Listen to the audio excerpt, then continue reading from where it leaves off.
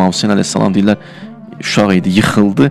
İmam Peyğəmbər buyurdu, qəlbim sanki yerə düşdü. Qəlbim yıxıldı. Peyğəmbərin qəlbi ya.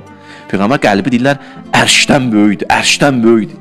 Sözə bax, Hüseyn yıxıldı, baba nəvə söhbətidir. Hüseyn yıxıldı, deyir, qəlbim düşdü yerə. İnsan təsəvvür bu boyda müsibətləri görür, bu boyda marifi əxs edir. Bu qədər insanlarla bu cürlə davranmalı, bilməli, həqiqətləri bilə-bilə səbr eləməli.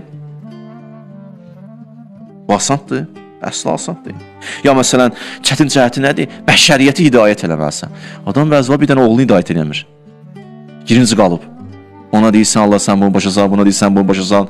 Oradan bir dənə sözlüsən, buradan özünü öldürürsən ki, bir dənə balağı hidayət eləyəsən. Bəşəriyyəti hidayət eləməlisən.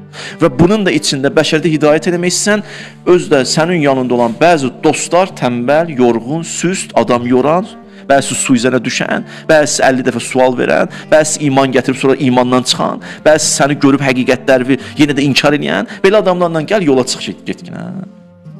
Buradan möcüzəsini görür. Oradan Peyğəmbər nə edir? Vuruşur. Bəzi vaxtlar dostlar adamı yorar deyir. Hər şey bir tərəfə. Peyğəmbər bunları görür. Peyğəmbər ətrafında olanları görür.